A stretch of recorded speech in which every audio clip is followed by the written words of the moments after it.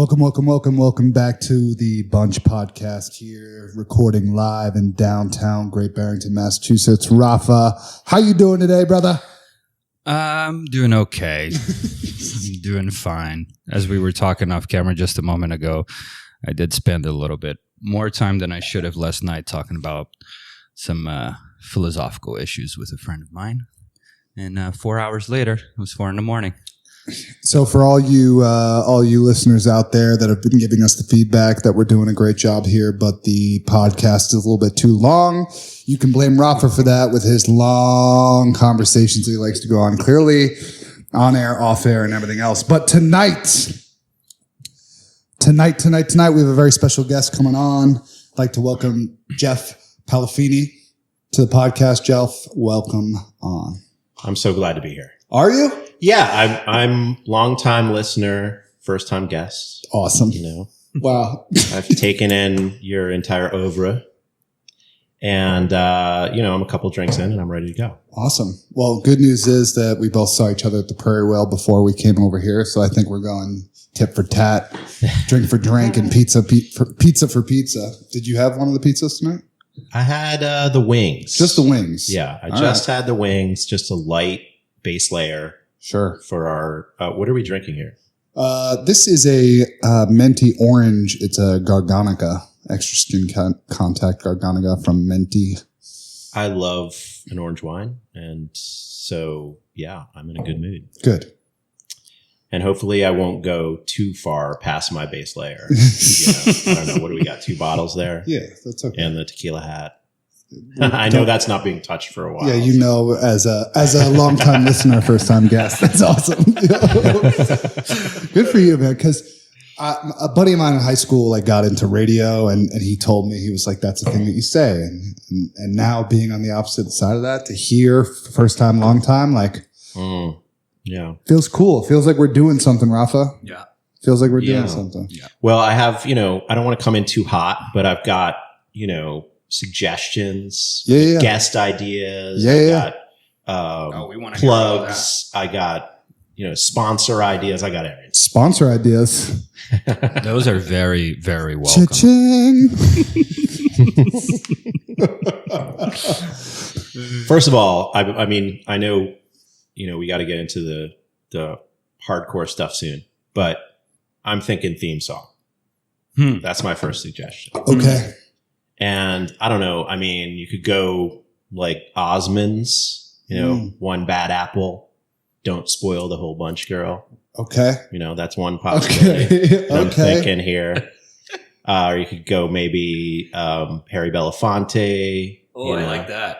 So I don't know, something to think about. Okay. Something to kick around. Definitely. Anything by Marky Mark and the Funky Bunch. Yes, that would work. Could do it. Also a Massachusetts connection. Yeah. How does that work? Like, don't you, I think you have to get the rights to be able to use it now. Yeah, I think, I don't know, maybe the sponsors first. Yeah. Before you're going to be able to afford the kind of Osmond rate. Sure. Yeah. Well, send your money out to Utah. That's a great lead into where our sponsorships will be coming from, because there's no way we're going to be able to afford any of those. But we got some cool local musicians that could, riff. Rafa tried to put something together, He's just so busy chatting up until 4:00 in the morning, talking politics with people when he's not on the air. Come on, buddy. Come on, focus on the prize. Yeah. Maybe next time I'll bring a camera on and see if that generates content as well. We'll see. But Jeff, I'm super pumped to have you here, because we've kind of been overlapping over and over again, and you've definitely been in the restaurant enough that we're familiar with each other. But over the past 8 years, I haven't been the most gracious and friendly host, just because I'm stuck in the kitchen. And now that I'm not, I'm actually getting to know the people that feel like, obviously regulars, but neighbors. Your living room guests. Yeah. Thank you. Thank you. That's exactly what it is. My living room guests. And now I'm starting to pick it up. So, I'd love to just kind of hear a little bit of background on you, where you're coming from, and kind of tell our listeners and me what it is that the project you're working on, and give everybody a little story. Yeah. So, I run an organization called Boondocks Film Society. I founded with Cindy Heslin about 5.5 years ago. And we do these kind of, I'm calling them now semi-immersive pop-up film events. So we take an existing film, what you'd call in the city, in a place like New York City or Boston, rep house programming. So these are films from throughout film history, covering a wide range of genres and a lot of sometimes cult titles, sometimes just classic titles. And we find a really unique place to show the film. So we pop up in unique places, and then we theme in all these other creative elements. So, and we source them all locally. So we have music that relates to the film, and we'll enlist a local musician or band, and we'll do music that relates to the film. Then we will bring in a chef and do food that relates to the film as well. We have craft cocktails, usually, if we can, depending on where we're popping up. We do craft cocktails, and we have a mixologist. And Rafa was one of those mixologists in the past. Back in the day. Actually, yeah, Rafa made an amazing cocktail for us. We're in our 5th year now, and we are going to start doing these kind of retrospective lists. So, that's something you guys can look forward to in 5 years, the retrospective Bunch podcast, look back. Yeah. But we're gonna do a list of some of our favorite cocktails that we had. And I think certainly on there is the only cocktail that we've used twice, which is Rafa's concoction that we did for the movie Mallrats when we showed it at Racebrook Lodge. And he made a cocktail inspired by the Orange Julius from any mall. If you've been to malls in the 80s, 90s, and maybe beyond, you probably had an Orange Julius. And Rafa made us a really special craft cocktail that had the feel of an Orange Julius and the spirit of an Orange Julius. I don't even remember what was on that cocktail, to be quite honest with you. There was some vodka and Fanta. Yeah. No, it was very subtle. It had some cream and dry curacao. Dry curacao, exactly. Cream. And I don't remember what the base was. Yeah. But I remember it being very tasty. Very tasty. So we brought that cocktail back for we just did Clueless recently at the drive-in in Amelia, New York, and we brought that cocktail back. It's the only one that's been repeated. So the drive-in at Four Brothers, right Four there? Brothers Drive-In. Oh, I always drive past. I never drive through or drive in. Yeah. Well, we've done maybe 7 or 8 films there over the years, and they've been a great partner for us, and it's a wonderful place to go see a movie. And I recommend going when we have an event there. But actually, this week they're having Liam Neeson to the drive-in too. So like him himself or one of his movies? Yeah, he's introducing a movie. It happens to be on the same night as our event, but so we're both I think they're sold out. So come to our event.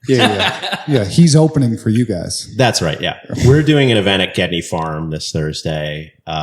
What's happening at Gedney? We're showing Wet Hot American Summer, which is I don't know, maybe a lot of people know that film, but it's a kind of an off-kilter parody of a summer camp movie that was made in 2001 by some of the guys who did The State for MTV in the 90s. And Gedney Farm is another one of our most treasured partners. We really love working with them, and they have a great bartender on site that does great cocktails for us. Colin. Yeah, we love Colin. He's awesome. Everybody loves Colin. Yeah, and then Taven, their chef now, is going to do some really great food specials for us too. They have an Argentinian stone oven in their yard there. That I just went on Friday for dinner for the first time this season. I had a fantastic meal. Like pizza was better than it's ever been over there. Yeah. And beautiful striped bass off the grill, some shishitos that were just pouring, oozing with smoke, and really thrilled. Yeah, I mean, you don't know how much I talk about. And I know we're getting off the topic of me, just, really a topic that's close to my heart. But,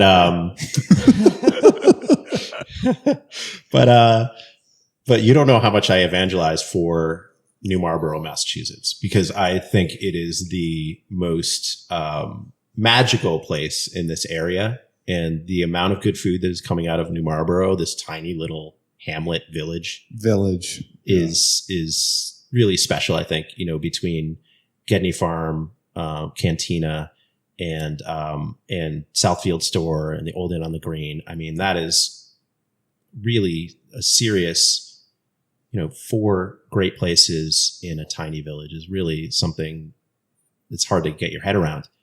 Yeah. And and for people that haven't been out there, I mean, coming from Connecticut, I always told people, you go up to North Canaan, Connecticut, and you go right by the police station, you head right, and you go into a series of back roads. Crazy roads. And when I first started going out there, I would, there were a couple bridges that were out. And so the GPS would send you over those bridges and you couldn't go over the bridge. So you get lost every time and you'd wander the back streets and then just finally end up by the green there and in this kind of magical little village. And you either go straight, right, or left. Yeah. And there's great things in all directions. Yeah. So, New Marlborough. That's the first plug I've got. Okay, yeah, I'm into New Marlborough as well for sure. The other plug I have, I'm just gonna look right at the camera. There you go. And I'm repping Bash Bish bicycles tonight. Love it. My friends over there.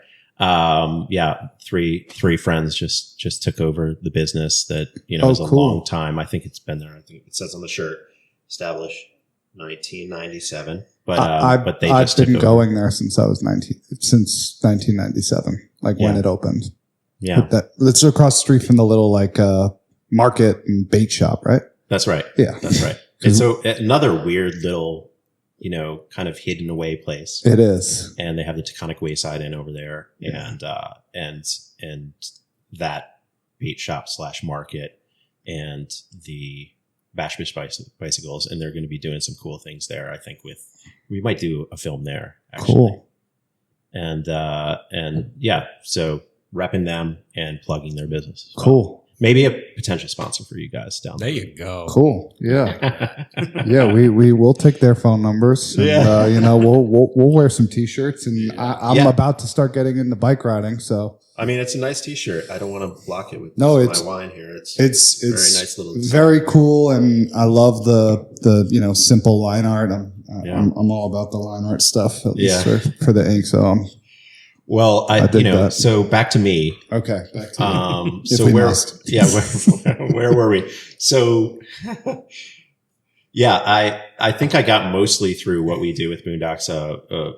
Every event there is an interesting film. Every event there is an interesting venue and sometimes really picturesque and unique and idyllic venues.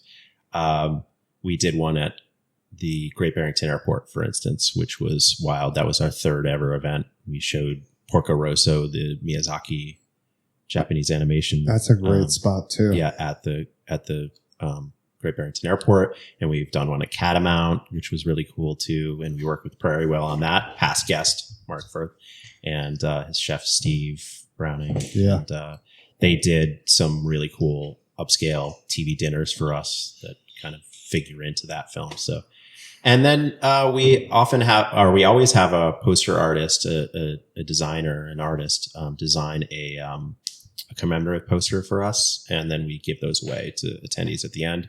We've had dance before. We do some decor. So it's just this immersive event built around a film that showcases as much local creativity as we can, including the filmmakers sometimes and actors and below the line people as well, writers too, and cinematographers and all those people, because there's so much talent up in this area, so much creative talent in Northwest Connecticut, in the Hudson Valley, and in the Berkshires. So I love it, and especially as things are moving into experiences, right? We're all looking for experiences as gifts, experiences and going out and whatnot, and we think about that all the time in the restaurant, that we're trying to provide more than just a meal, and you guys are doing the same thing, trying to provide more than just a movie. And like those are the kind of cool things that we want to be happening in this area to give people something to go and do.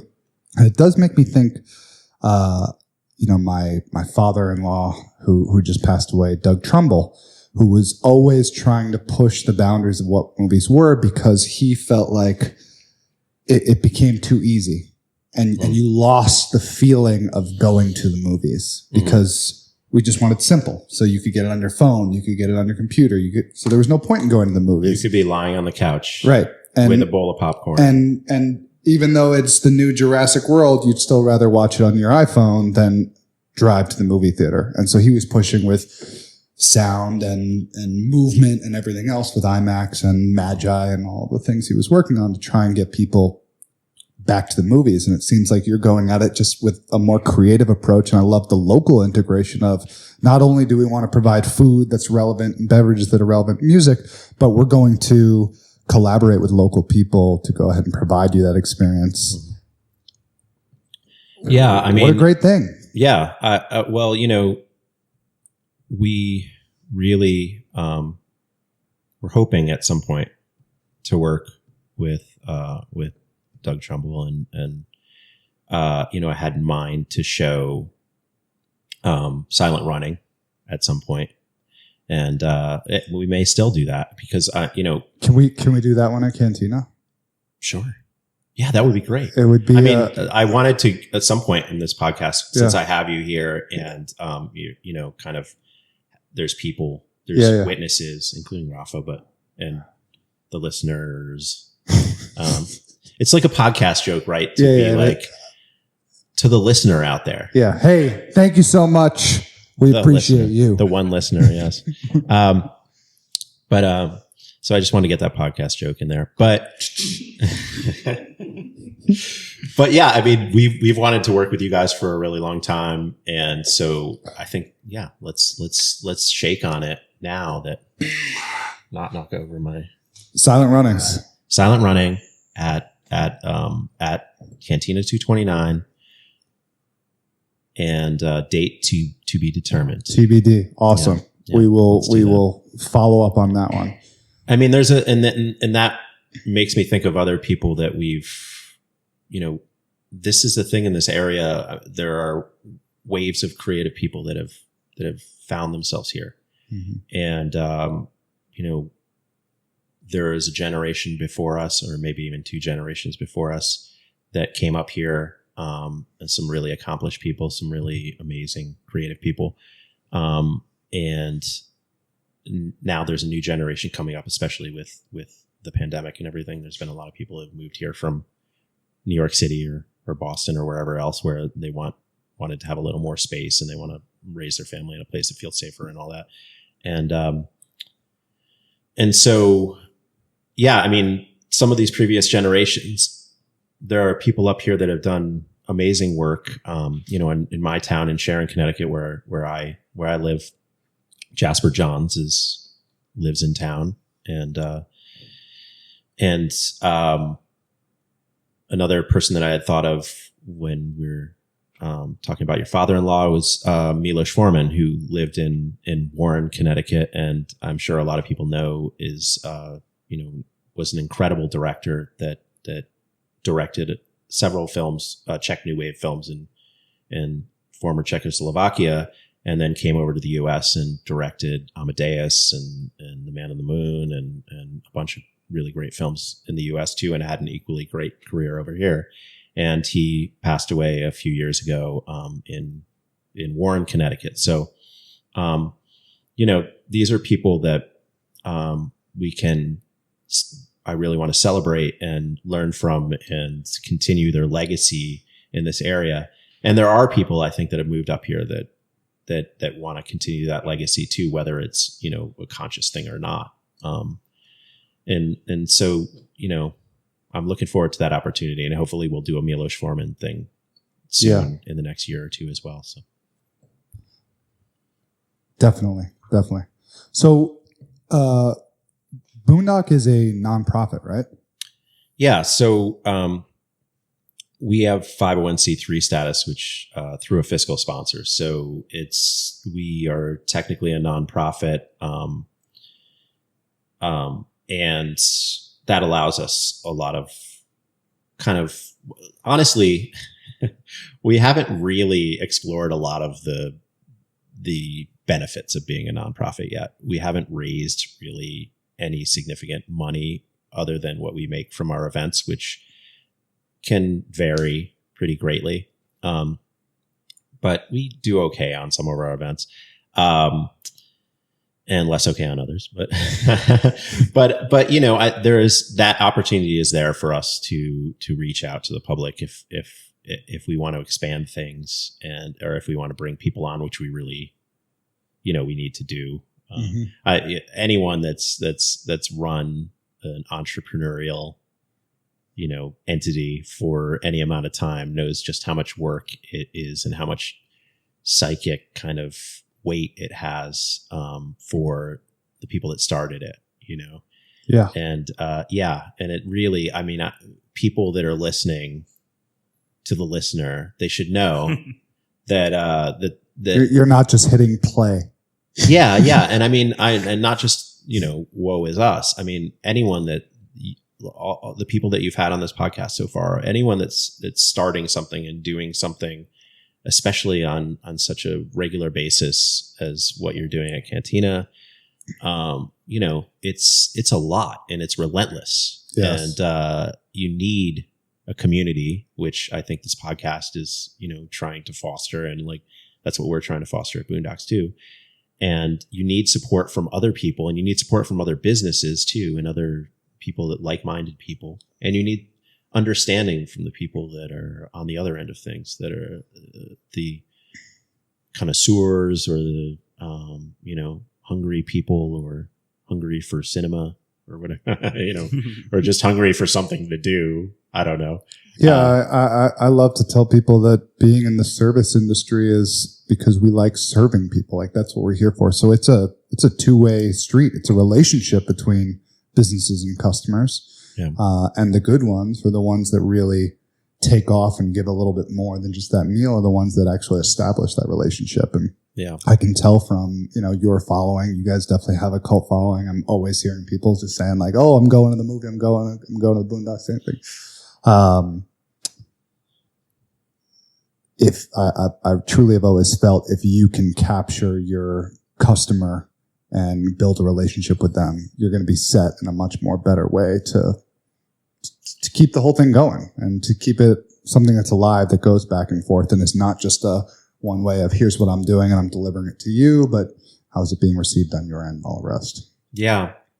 And a lot of respect to the customer, that was me for so many years. I still I've always been kind of a creative person. I'm a writer. That's what I do for a living. Boondocks Film Society is a sidelight, but I write advertising copy, but and I was a journalist before that. But as far as film, I don't really have any training beyond being on the audience side, and really appreciating what other people did, programming and putting events together. And I think we couldn't do what we do without people that take a chance on us. When we first started what we were doing, and I vibed with what you were saying, on the first episode of the podcast, call back to the first episode of the podcast. I've been listening since the beginning. Been listening since the beginning. Have you? Have you? Looking at you. Not you, Mom. Not you. You're good.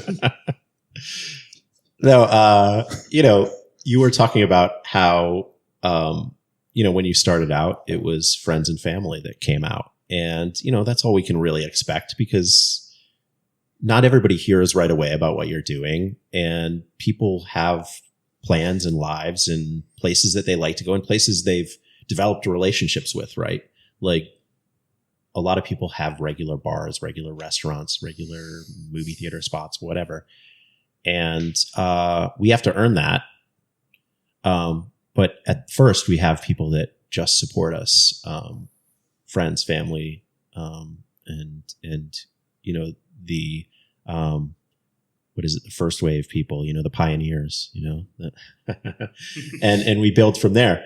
But yeah, I mean, eventually, you find your audience, or they find you, and you have to kind of foster a two-way relationship, like you talk about. And so I really, that's been one of the most amazing parts of what we've done, is going out and encountering like-minded people. Sometimes it's out in the world where I go tell them about what we do, and sometimes it's at our events when they take a chance on us and just show up, and then we get to talk about why they showed up and what they like about what we do and what they like about the films we like. And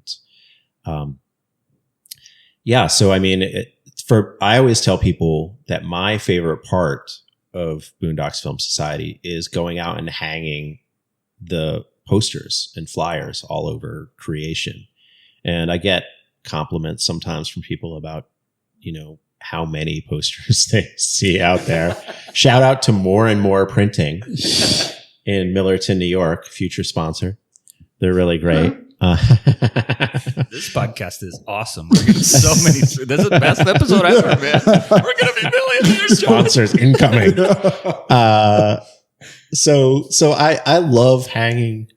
I love hanging the posters wherever I can, and part of the reason is there's two reasons. One is that I've always called us a DIY kind of punk rock operation, and part of that is a hedge against any kind of AV problems we have that happens from time to time, and anything that might go amiss. Yeah, it's like me calling the restaurant rustic. Yeah. So when you find a blade of grass in your salad, it's like, come on, it's rustic. Yeah. medium rare, it's rustic. Yeah. I gotcha. I like it. So the DIY punk rock thing, I get that feeling when I'm out on the street, stapling posters to a electric pole. Do you have a fit that like you always wear on poster day? Like, no. Well, that was going to be one of my jokes too, is that, I have a uniform, this is people that know me. I was going to tell you guys, I wanted to rep Bash Bish bicycles. I felt like, again, Bash Bish bicycles, Copake Falls, New York. Bring your bike. There's a rail trail right there. It's awesome. Like boom, miles of rail trail. Beautiful. You're in the valley, like cruising from Hillsdale down. Stop at O's for lunch afterwards. Jump into the lake right there next to the bicycle shop. It really is a sweet joint. That's it. And it's not like, this isn't, for any Entourage fans out there, this isn't like Vinny Chase on Jimmy Kimmel or anything, but I want to get some plugs in, and sorry, I've been drinking for a little while. No, I just rewatched Entourage. I was going to go, I'm also rewatching 30 Rock. So I was going to go to 30 Rock, where so often they're like, oh, wow, look at this amazing Lay's potato chips. But yeah, Vinny Chase one's super good too. Yeah. All right, sorry, go ahead. Plug them. So yeah, I'm just going to keep plugging away. Yeah. But where were we with this? Your outfit instead of the the outfit. So I pulled this shirt out of my laundry basket, and I want you guys to go kind of easy on me. There are some, you probably can't see them from the cameras because this is a professional operation, but there are some lights here. They're not hot or anything, but I don't want to start sweating because it's going to activate the last week's kind of, hard work. Hanging go posters easy on you. And it might start to really, get a little stale in here is all I'm saying. But it's oxidized orange wine. That's what that's. Yeah. It's the oxidized orange wine. It's not my pits, everybody. But that has been my favorite part of Boondocks, is because that's one reason, is because I feel a little punk rock going out there and hanging the posters. And the other is that, I talk to people, like when we started out, it was all about kind of reaching out to people in places where we thought our audience kind of already existed. So for us, that was bars, that was restaurants, that was coffee shops, that was other bars, that was art galleries, music venues, liquor stores. Always hang posters at liquor stores. That's because all of our events have drinking, and I'm an avowed fan of a drink. The juice, and especially at the movies. Yeah. So I went out and went to these places and met people doing really creative, interesting things in this area. And that's been one of the best parts, is just having this massive network of people that I've encountered who are running these businesses and who are fans of these businesses. And, being able to reach out to them to partner with us on events, and being able to share audiences, and sponsorship for us is really something that has come much later in the game. And really, we haven't reached out much for that. So far, all we've really done is just have people kind of donate prizes that we give away. So everything is going into, like, I haven't figured out a way to get out of my 2007 Subaru Impreza into a newer 2007 Subaru Impreza through sponsorship yet. Mostly I just give everything away, but we're starting to kind of try to find other ways that we can plug businesses that we love in the area. Pull the F1 thing and just start putting all these different stickers of businesses on your brand new Subaru. Yeah. Because you can write a car off as advertising if you have a logo that you're presenting for it. So like, are you an accountant? No, but I have a very good accountant. All right. We're going to exchange that name later. Yeah. No, that's not going to happen, because my shout out to Michael Shaw in Mill Valley, California, my rock and roll accountant, who 1-800-466-6666. Michael Shaw. He's fantastic. Yeah. Totally one of my best friends.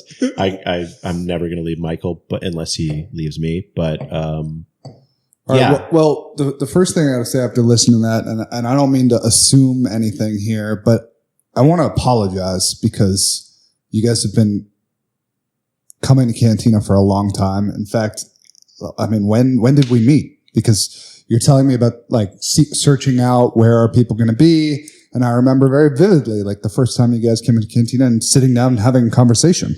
Yeah. And I don't remember if you brought flyers with you or something, but yeah, probably. Or if I was just drawn to you because you seemed interesting. And I think we might have talked about hats, because, we're both hat guys. Yeah. Hat dudes. So we talked about hats. But, and I brought a flyer, I'm sure.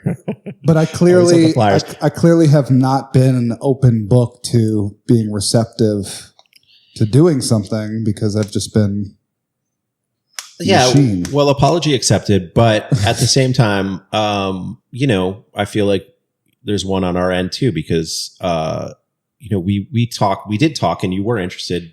I remember from the very beginning, I think it was either later in 2017 or 2018 that, and maybe when Cantina opened might figure into that. 2016. Okay. So it could have been either. Yeah. It was either it was probably late 2017, I would imagine, because we had been up here, we did our third event. We started doing events in 2017. And, oh my God, this is going to get me into some areas that can go on for a long time, which is our first year we did a bunch of events at the Colonial Theater in Canaan, Connecticut, which is a place that is like near and dear to my heart, and I hope that someday we can get back into that space. But we also did the event at the Great Barrington Airport, and we started exploring the Berkshires as a potential place for venues. And this has really been, the Berkshires has been probably our most reliable audience. I think there's such a great mix of people here. Do you participate in BIF at all? Not yet. And But I don't know. We just haven't really connected with the people that run Biff. But we should facilitate that and make it the punk rock version. Oh, slam dance. Like, so Biff is going on, like, and there's all this very formal viewings going on.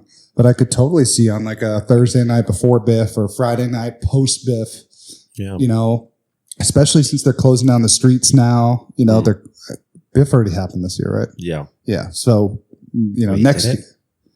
I don't know if it did. Well, maybe it didn't happen yet this year. Well, let's get on with it, because I was on the Zoom call with the towns. They were talking about Biff was asking if they could not shut Railroad Street down for that weekend so that there would be more parking available as people. And they also asked for a moratorium on ticketing for that night, because people go to a movie and they're there and then they go to something else and they don't want to leave their car and whatnot. Yeah. So it looks like it has happened already. It was June 2nd. All right. Well, that means we got plenty of time to plan for the next one. But I could totally see, like, in the streets something happening that's much more casual, fun, immersive. Yeah. And I know Biff tries really hard on doing a lot of connective stuff with local businesses, but yours seems much more rooted and less formal. Yeah. I mean, and I think to be fair, you know, it's really... we have so many advantages. And, you know, also I think of you when I say this as well, being a pop-up, and not having a home at the moment anyway. There's a possibility that we might start looking into having more regular events in certain areas and do just a few more pop-up events over the course of the year. But you know, it brings the risk level down for us, and it also allows us to do really a pretty regular schedule of programming over the course of the year, and to partner with a lot of people and to pop up in places close to all aspects of our audience, really. Like, you know, whoever we have following us in this area, we will have an event near them at some point. You know, so how many do you do in a year?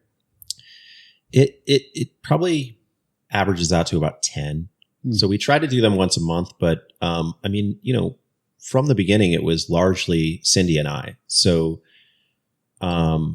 we started this thing together in 2017. Like I said, and our first event was May 2017. And Cindy is the kind of visual genius behind Boondocks. And she's also a bartender and does a lot of our great cocktails have been Cindy cocktails. And she used to work at Arethusa Al Tavolo in Bantam, Connecticut, which is a really fantastic restaurant. Yeah. And she works at the Edward. Shout out to the Edward, Sharon, Connecticut. I co-work from there every day. I do my copywriting from the Edward every day, and sometimes stick around Thursday to Sunday, 5 to 9 when they're open. And do they do barbecue there too? Or is that... They don't. There's a barbecue spot next door. Oh, okay. But they do kind of small plate stuff, and they have a good wine list, and Cindy has created some cocktails there.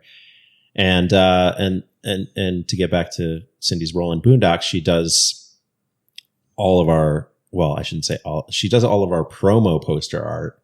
And then we have the commemorative posters too, and she's done a fair amount of those as well. And so anything look and feel related with Boondocks, is a lot of it is Cindy, and she's done a lot of the decor at our events too. And she works for this artist in Goshen, Connecticut, and so she kind of has, that's her comfort zone. And so she's just been, you know, a massive part of what is special about Boondocks. I think I always say I'm the energy, you know, and I bring some film knowledge. Like I said, I was on the audience side for so long, and went to so many movies I lived in San Francisco. I mean, we didn't get into all the, kind of Jeff's travels part of it. I don't think that I want to try to compete with like Mark Firth on, where I've been in the world. Yeah, but, Mark and Matt had some pretty epic background stories. I mean, I've got a pretty good one too, and maybe you can have me back like in year 6 or something, and we can cover that. But I lived in Budapest for a year, and that's honestly actually where part of the inspiration for Boondocks came from, is because I used to go to these film nights that a guy put on, an American expat in Budapest. One of the first people I met would put on these film nights, and he would have a bunch of people over, some expats, some local Hungarian people, to watch art house movies at his house. And he would, buy some beer and have some food laid out. And sometimes other people would choose the movie, and he would let them introduce the movie. And he stopped doing it shortly after I started going. And a friend of mine, an Italian guy that I was good friends with in Budapest for the year that I lived there, he and I started hosting. We took over the hosting duties, and we added some of this, kind of Boondocks elements to it. So we added food that kind of related to the film. So if we showed an Italian film, my friend would make, pasta, and we would have, maybe he would do a cacio e pepe or something, and then we'd have some Italian wine or whatever, and we would have some friends over and watch, I don't know, Il Sorpasso or whatever, some Italian film. And then if we showed an English film, we would make some English food and have Pim's Cup or whatever, So that was kind of the very early seedlings in 2008 when I lived in Budapest of Boondocks Film Society, which would happen 9 years later. So, I've got some of that globetrotter spirit too. I've been a freelancer for 20 years, doing journalism and then copywriting, and some proofreading. And, that has allowed me to travel a lot and allowed me to do something like Boondocks, because otherwise it would be hard to kind of make a living doing. What do you think about Budapest? Place somebody should visit? Yeah, I think it's a wonderful place. I have mixed feelings. I mean, I have very clear feelings about the leadership there now. It's run by kind of a very short version of Trump. And I'm not a huge fan. I don't want to get political on the Bunch podcast, but anyway, I think it's pretty safe in the Berkshires. But anyway, I'm not I think as a city, all that aside, as a city, it's a really incredible place with great architecture, really varied architecture, and kind of there's a lot of good art and photography. The bathhouses are amazing. It's one of my favorite cities in the world. Huh. So I found out a couple of years ago that my family part of my family comes from Budapest, and turns out I can't exactly draw the family tree, but I have some relation to Harry Houdini, whose real name was Weiss. And so we had this running joke. My little sister used to climb out of her crib all the time. And it was like, there are the Houdini genes popping in. You're like, how did you get out of here? Holy shit. You mentioned San Francisco. I spent a summer there, a summer in San Francisco. It was the warmest winter I ever had. What's that line? Yeah, Mark Twain, right? Supposedly, anyway. But I kind of put two and two together. Did you spend any time at Foreign Cinema? Sure. Yeah. Foreign Cinema. That's a fun restaurant, right? Yeah. So Foreign Cinema, for those of you who haven't been there, is a restaurant in San Francisco that they basically, they kind of have foreign films on a loop as they do their dinner service. And, they're not really timed for when people are going to be there, but you have that atmosphere. Yeah. You feel like you might be in, on the set of La Dolce Vita or something while you're... Yeah, you're in like a little courtyard, kind of thing outdoors and on the brick wall. They're just projecting, some...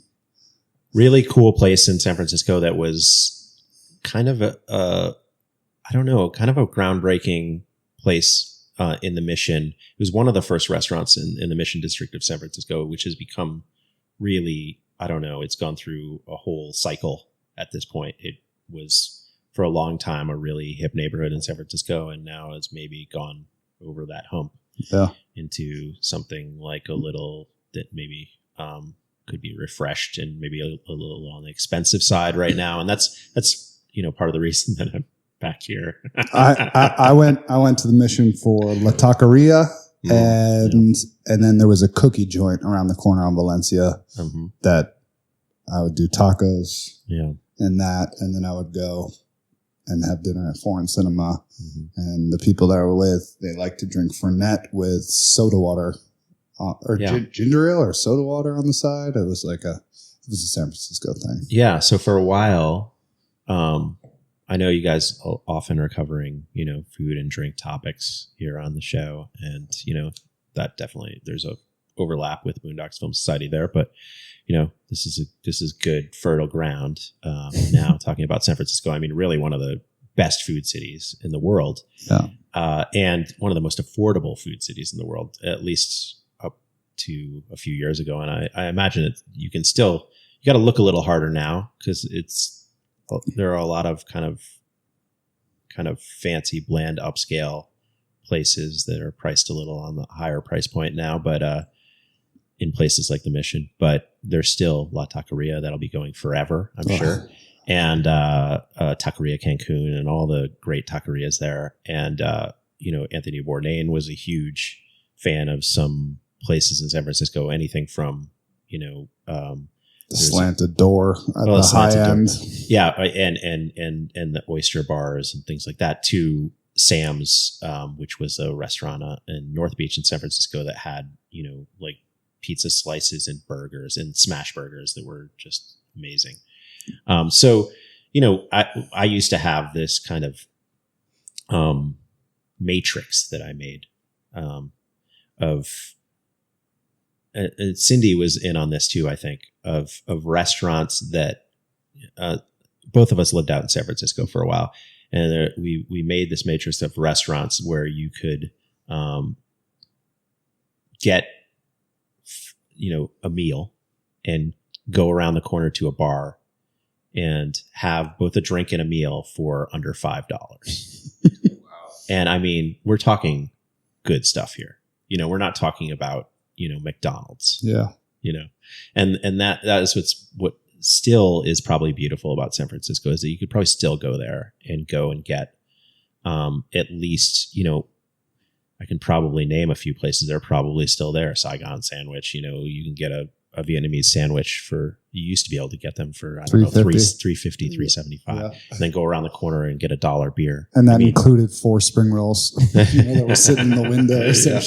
And tacos and baby burritos. If you were broke, like I was, a lot of times I was in San Francisco, a lot of the time I was in San Francisco as a journalist, I would get baby burritos because it's really more manageable anyway. Yeah. You don't need a full size. Yeah, you don't need, they're like, massive. Yeah. The biceps on those women that are rolling those things up. Yeah. Torquing it down. Best workout you could possibly have. But yeah, so I mean, so much of this, just all this feeds into Boondocks Film Society. Honestly, we try to keep our food prices as reasonable as we can. We try to keep our ticket prices as reasonable as we can, because we want everybody to be able to come to our shows. And, I hesitate to say this a little bit, but we work with people. If you're local and you're, you have a lot of bills like all of us do, and you look at the price of one of our events and you're like, things are tight for me right now. We work with people, and we want everybody to be able to come out, and we want everybody to be able to have one of the cool cocktails that we have and all that. So, I think living in a place like San Francisco, at a time when people really embrace the community part of living in a neighborhood like the Mission, influenced that. And I can't talk about San Francisco without mentioning the Castro Theater, which is like, my God, legendary place. I think Quentin Tarantino called it his favorite theater in the world. And it was like a mecca for me. I mean, I was there all the time watching movies there. And that's where a lot of my film knowledge came from. That, and I worked in a video store when I was in college. I went to college in Virginia, in Williamsburg, Virginia, a very strange place to do anything. But they actually had a art house theater, the Dog Street Cinema, and they had the video store I worked at was pretty run of the mill, but working in a video store, you learn a lot about movies too. So a lot of those places are kind of what gave me my beginnings and inspiration. I know a lot of these places. I was in Noe Valley, so I was hopping the bus. What's the bus called in San Francisco? The Muni. The Muni. I was hopping the Muni right there in front of the Castro Theater. Yeah, almost every day. Noe Valley might have one of the last video stores in San Francisco. I'm not sure if it's still open, but I think it might be. It's called Video Wave. Okay. And I was a big. There was a place called Lost Weekend that lasted quite a while, and then they finally moved into an Alamo Draft House that had opened up in the Mission later on, like maybe 2016 or 2015, and then they finally, I think, probably folded. But there's maybe one or two video stores left, and I like video stores. That's a crazy thing. That's the thing of the past for sure. There's one in Chatham, New York, I think. Tell me, as you're talking about price and whatnot, is it an all-inclusive thing when you come to one of your events? Ticket price includes dinner, this, that, and the movie? Is it packaged? We're going to call that semi-inclusive. Okay. So, pardon me. So what is included usually in our tickets is the film, of course, and any live music that we have, and the poster that you get at the end of the screening, and anything else we have in terms of like dance or, I don't know, puppetry, whatever, decor, all that stuff. And then you pay separately for food and drink. And we try to keep those prices reasonable so that people can kind of feel like they have a pretty typical night out, but an atypical night out at the same time, Do you mind breaking down for me just, rough numbers? So I buy a ticket to the movie. I'm looking at. I mean, when we started out, it was super cheap. I mean, we were charging maybe $12 to $14 for the film, but now it's somewhere between 18 and 22, usually around 20. That's what a movie ticket price is. Yeah. And doesn't include the gigantic thing of popcorn that's $18. Yeah. I mean, in terms of like it really depends on what we do. And, we want to get local musicians paid, and we want to, as we started to grow this thing, there were elements that we wanted to make sure that we were supporting. So at the beginning, a lot of the art was being done for the posters and things like that was being done by Cindy or being done by close friends. But we wanted to feature the work of local artists, and, we want to pay them for that. Yeah. So that was part of it. And then musicians, of course, too, we want to get them what they deserve. So, we've kind of landed at $20 as a place where we can do a lot of that and still, be able to turn enough of a profit, to keep things going. And sometimes we don't. It's pretty rare, but sometimes we don't turn a profit. And so we've got to, it's really, and I'm sure it's the same thing with a restaurant, setting your prices is so difficult. For sure. And we want to be inclusive, but at the same time, we have to, there are business realities and all that. Well, I'm sure the ones that were not profitable were probably your favorite ones, because it so often happens that you're like, I just want to do it anyway because it's what I want to do. And we find that in the restaurant when we find a great product that's very expensive, whether it's a local lamb or a local piece of this or some very high-end seafood, where you're like, there's no way I can charge full margins or markups on this. Like nobody's going to buy $70 rib dish, but I really want to serve these ribs. And so we'll take a cut on that because, and my thought process has always been, as I'm sharing with whether it's my sous chefs or not my chefs, like, look, we can take a hit on a couple of items, but that's just going out and getting people more excited to keep coming back here, right? Yeah. They're going to have a great time. I only paid $20 for this amazing movie, and look at what went into this. Look at the decor that's going on here, and look at there's musicians, and look, there's a clown, and this and that, and all the other things. That's like coming. How did they pull this off? And it's like, we just did it because we wanted to, and we're glad you enjoyed it, and we hope you come back again, and maybe on the next one we'll make a buck. Yeah. No, I mean, I don't, this is the thing with a lot of these efforts that we talk about, these creative efforts locally and these entrepreneurial efforts, is that no one is in it to get rich, right? I mean, no. And if you are, I don't know, you either are a lot smarter than the rest of us, or you're deluded. But I'm both. It's like any day now. Really rake it in. But yeah, I don't know.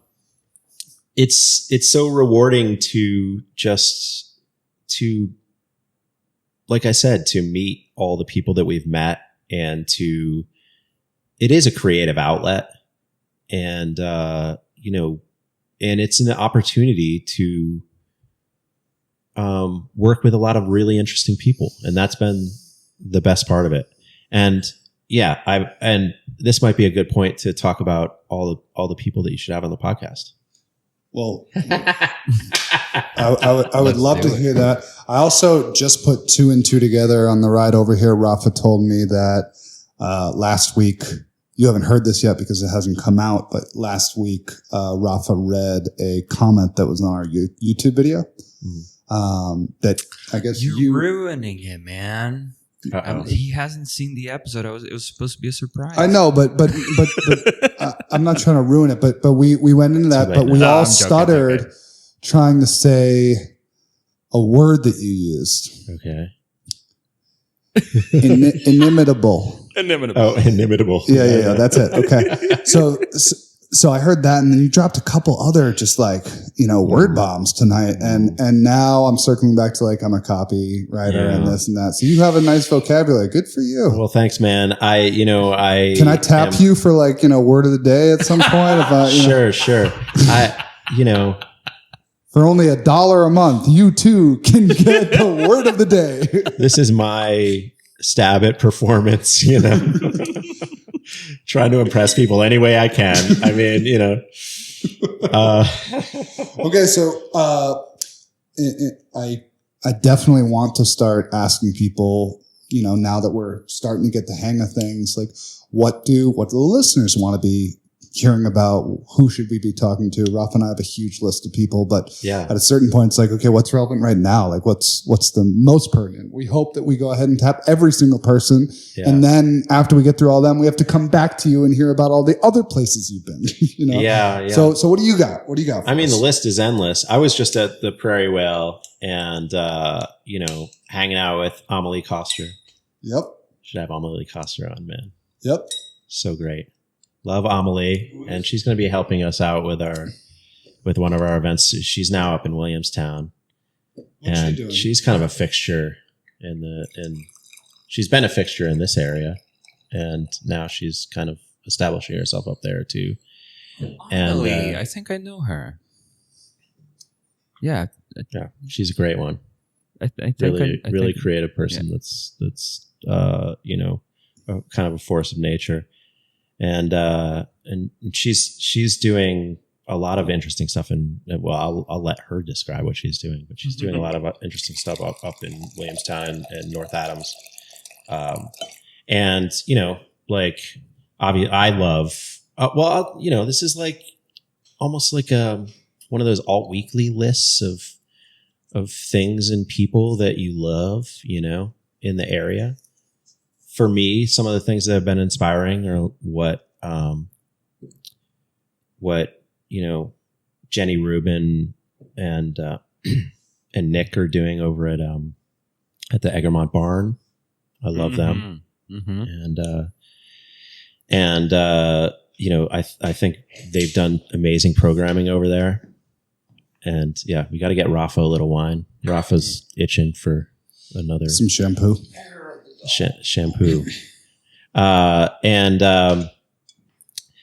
And who else? I'm trying to think who else in this area. I mean, you've hit some of the people that I really love so far. I know the Casey Mead Rothstein Fitzpatrick episode is dropping soon.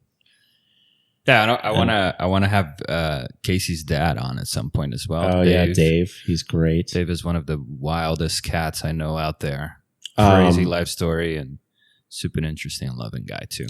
Some people that, a couple people that were really inspiring to me too, and they may be surprised to hear this if they're listeners, but we worked with Big Elm, Christine over there, and Bill.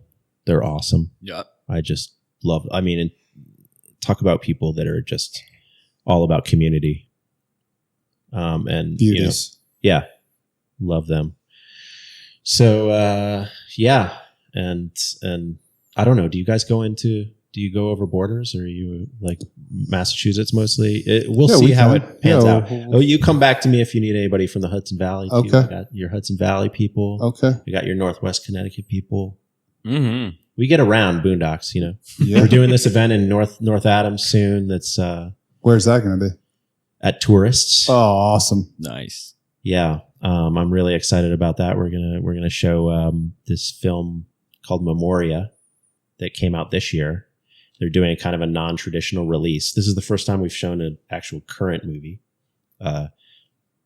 Neon Distribution is handling the film, and they reached out to us to be part of this road show that they're doing. They're releasing it at various theaters across the country, some really cool art house theaters. And if you're interested in art house theaters and you want to do like a national tour of art house theaters like people do for the baseball stadiums, you could go to the site where they have the dates for Memoria. It's memoria.film, and just look through the list of theaters that they put together. And because that's a hit list right there. Yeah, it is, because I just got, I don't know, I'm obsessed with, where we lie in the universe of places that are showing the films that we're showing. And so I just did a little background on these theaters. Like, there's so many amazing theaters still kicking out there.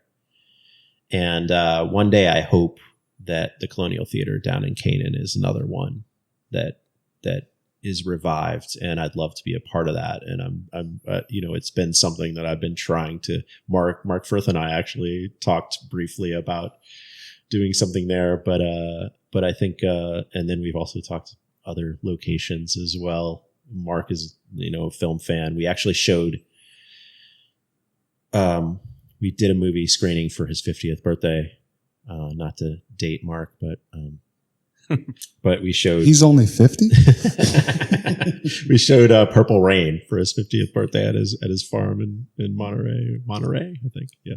So you mentioned like one thing I would like to see as you're talking about the theater down in Canaan, but I'm curious to know, like, you're 5 years in now, and if everything went right for you guys, where do you want Boondocks to kind of be? What do you see it as? Is this it? Not to cap it. Yeah. You mentioned potentially having a permanent venue of some sort. And like, what are the goals? Because Rafa and I kind of want to hear that and find out what are ways that we can kind of help support you guys to realize some of those dreams. Yeah. Well, so part of the idea behind having some regular places to show movies is just finding some efficiencies, because I've made it, and I'm going to speak for myself here, because Cindy, who has been my primary partner in this, we have another person, David Ruckman, that's helping us out now. That's a Connecticut guy, Washington, Connecticut guy, but Cindy has been my primary partner in this, and she, from the beginning has been looking for efficiencies, and I've just made it really hard on myself and us. And, it's part of what makes us special to pop up in different places in different states, whether we just did an event in Kingston, New York, at this maritime museum on the Rondout, like on the waterfront in Kingston. We are going to do one in North Adams, which is way out of our comfort zone too. We generally have tried to stay within an hour of where we are, just so that we've established relationships in that area and we can get people out. But it's so tempting. There's so many amazing venues up here, and so many people are open to something with some energy and something unique and different. And, that's part of the reason that I'm going to try not to get on a tangent here, but that's part of the reason why we approach chefs too, is to get it back to food again, is that a lot of them are movie lovers, and a lot of them vibe with what we do, and they get excited about partnering with us. And it becomes less about money, which it can't be about, unfortunately, and more about something fun and unique and like almost a break for them. And something creative. And so we've relied on some of that. And also, it's part of the energy of what we're doing, is having people join us in this kind of, in some ways it's what's that? I want to say Man of La Mancha kind of, I'm not coming up with the right term right now, but like, it's Sisyphean, or it's, like that chasing windmills kind of thing, because, there's not a ton of money in it or anything. But it's exciting, and it connects us back with what was important to us in our youth and these films that we grew up with. It has been hard because we're working with different laws in 3 different states. We're working with different venues every time, with different layouts and different screen placement. Sometimes there's a screen there, sometimes there's sound there, sometimes we're bringing this stuff. And so we're reinventing the wheel almost every time, and that's a lot of work. But it's part of what makes us special too. So we want to keep that, but at the same time, we want to move forward and find some efficiencies that allow us to maybe show more films and not, drive ourselves into the ground, which we've almost already done.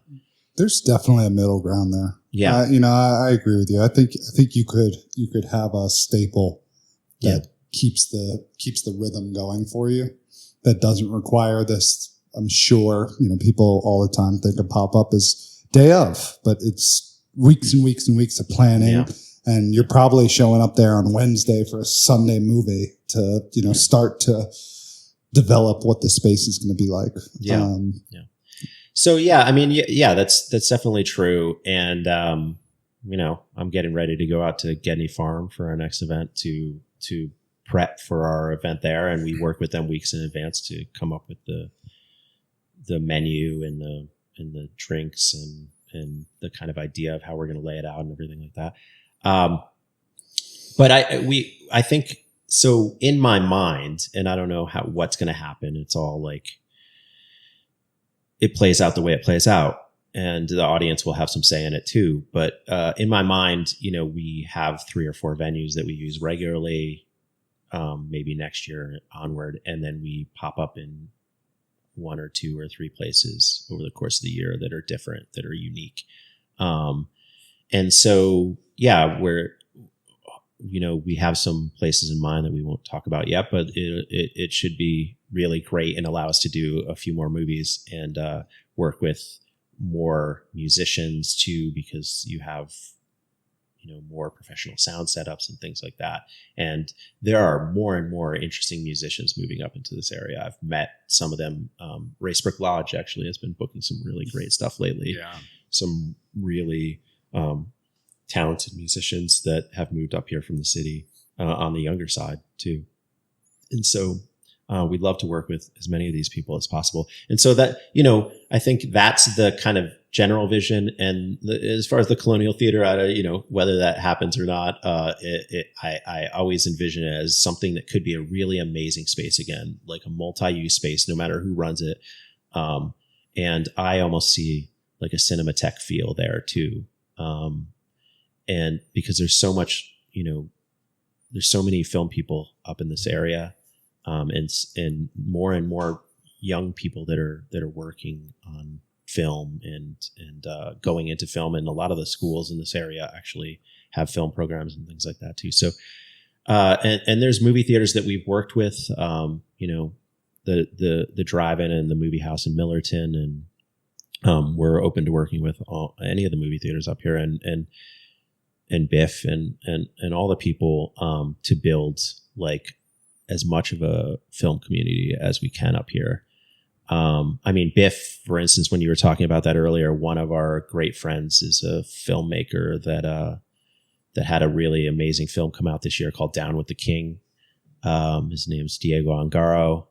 And he lives in Norfolk, Connecticut, Norfolk.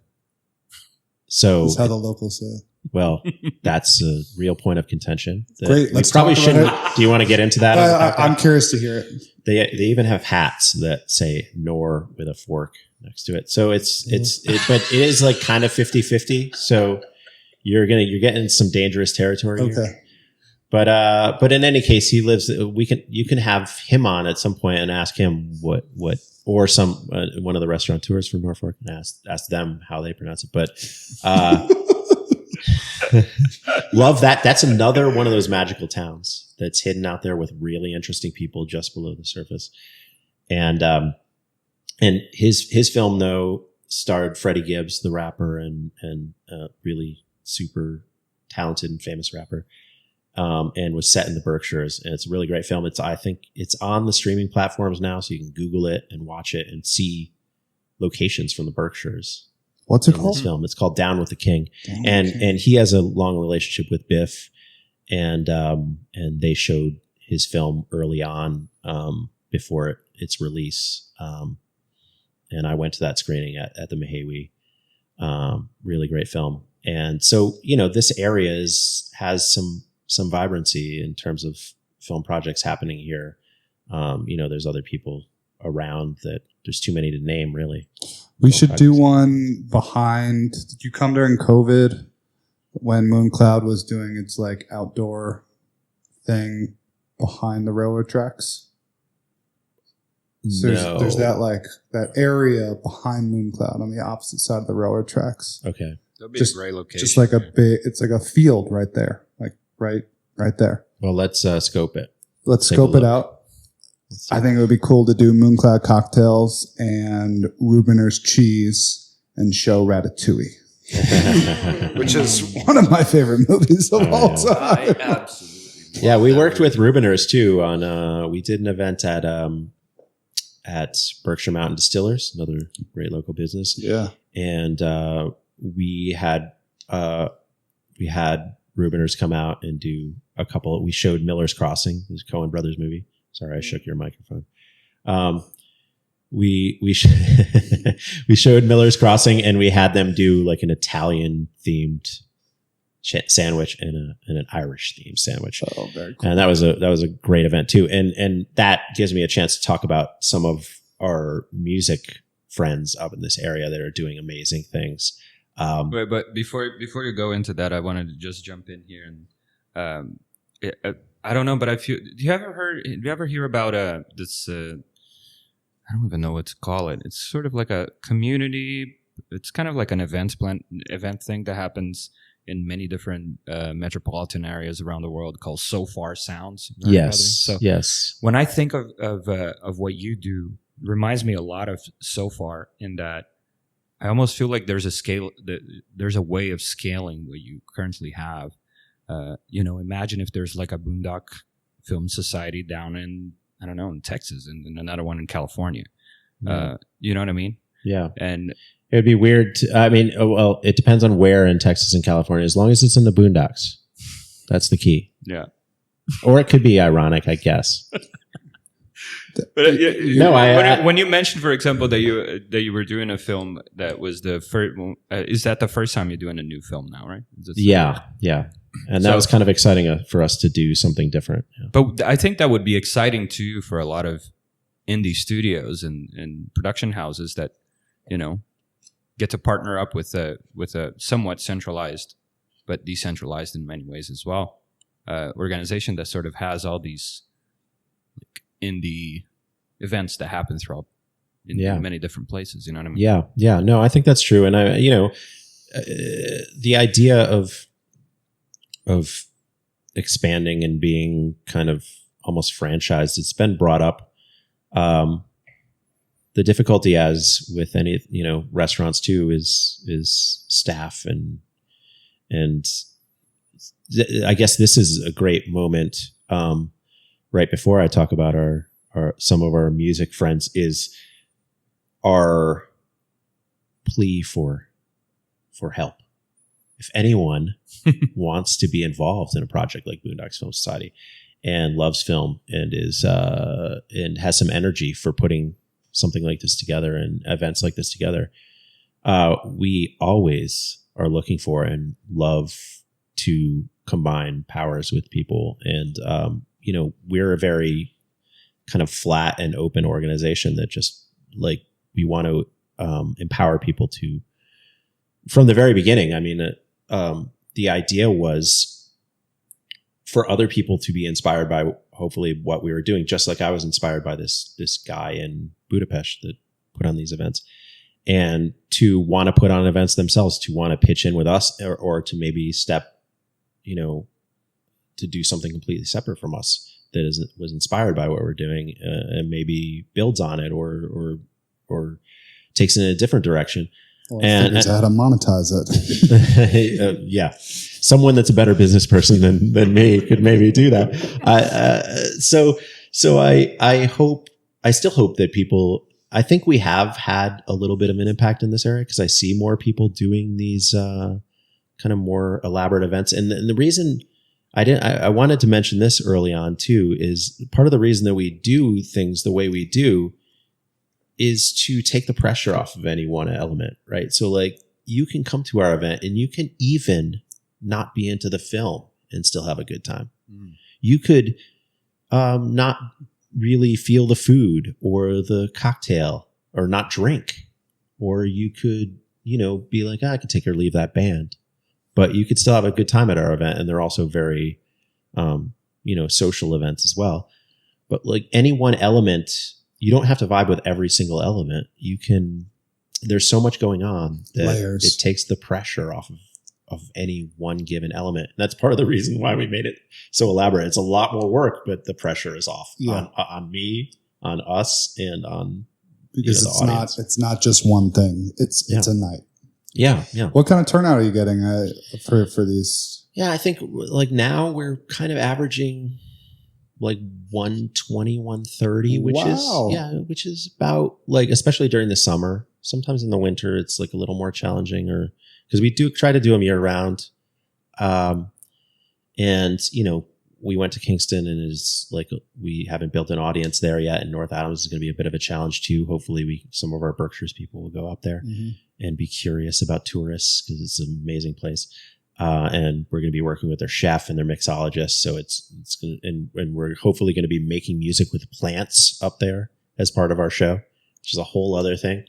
Wow. Yeah. You get that mic right near that plant and see what you hear.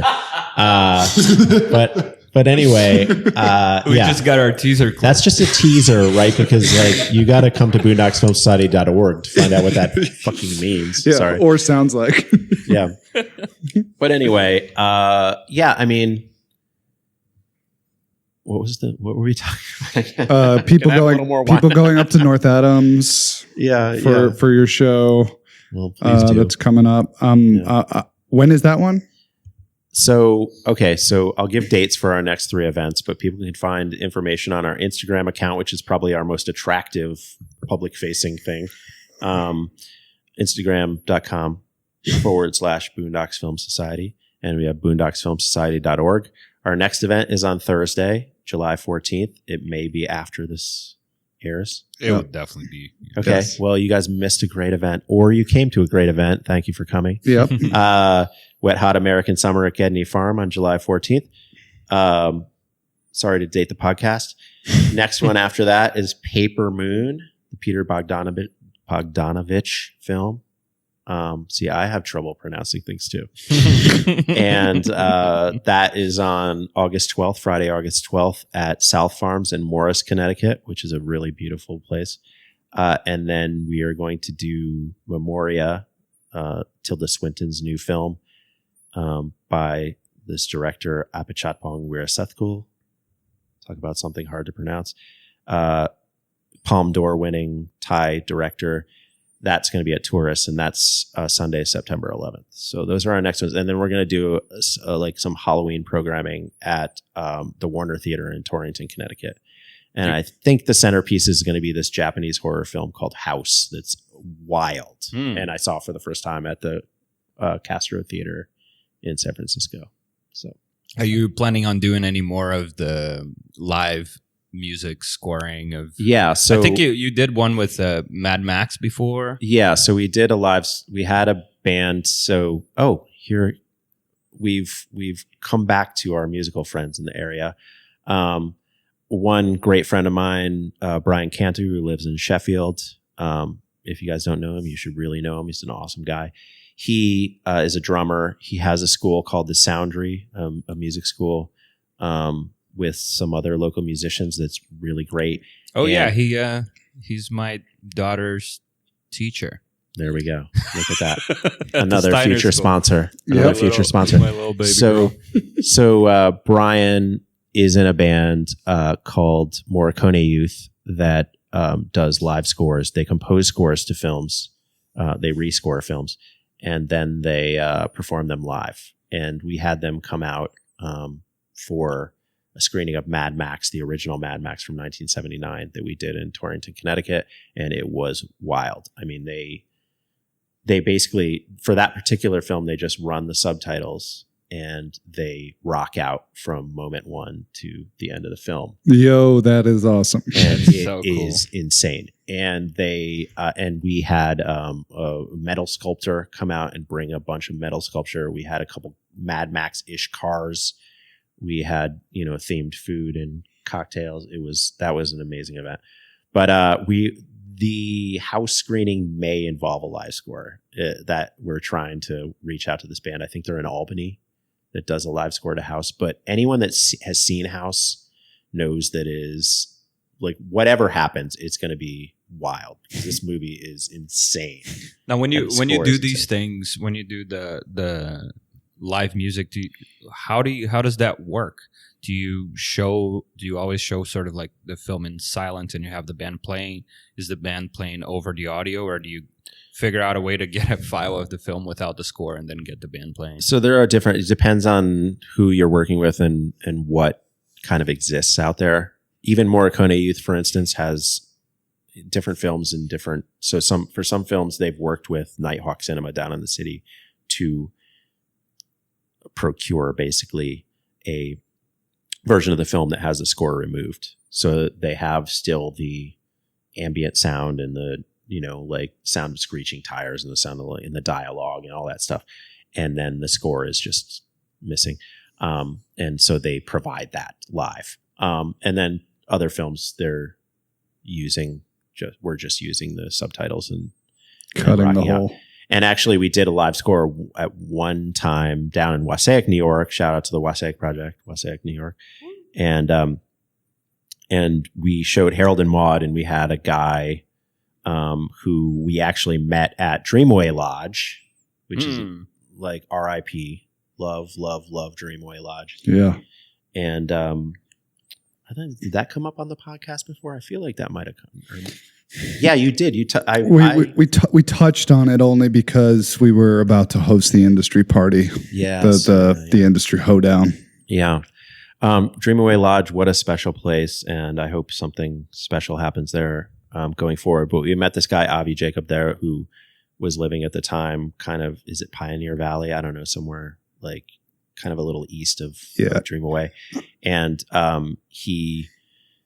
he really loved the film Harold and Maude, and we had him come out and do all the Cat Stevens tunes from the movie. And for that one, I mean, it was super DIY. Call back to the DIY moment earlier. And I just sat at the soundboard and turned down the volume every time he started playing and turned it back up when he was done. So that's Boondocks Film Society, people. Come on out. Yeah. Hey, drop your Hamilton. Is it? No, not Hamilton. Andrew Jackson. Drop your Andrew Jackson, and that's what you're going to get. Have you ever been to an event like that where you have a band or an orchestra or something like that playing the score?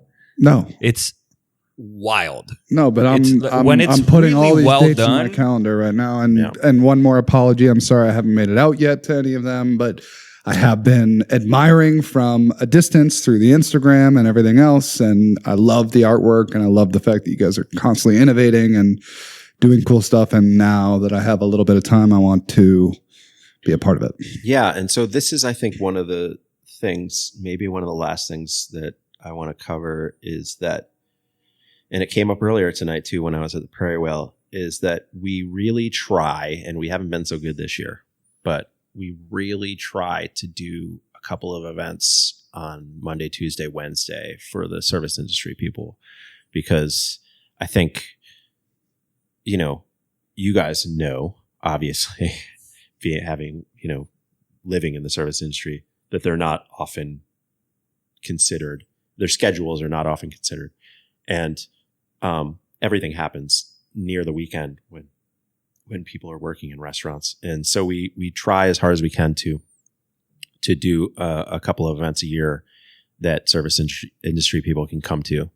So, keep an eye out for those if you are in the service industry and you are bumming that you haven't been to a Boondocks event yet. Another suggestion/request would be for you to do some showings of some children-friendly movies. Oh, sure. Oh, and that would be such a good. Yeah. So we've done 2 or 3, but I mean, the drinking, since drinking is such an integral part of our events, they've mostly been aimed at adults, but parents love to drink while their kids are while sort of watching their kids or whatever. That's why Taco Tuesday is still in business. Yeah. And man, if you go out and you see the things that are really well attended, there are kids there. Yeah. But that'll give me a good chance to plug the fellow that I mentioned earlier, Brian Cantor.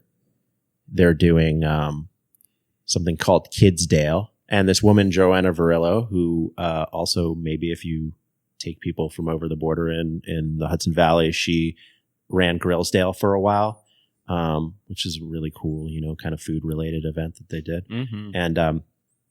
And she and Brian and some other people are putting together this event called Kidsdale in Hillsdale, and they're going to have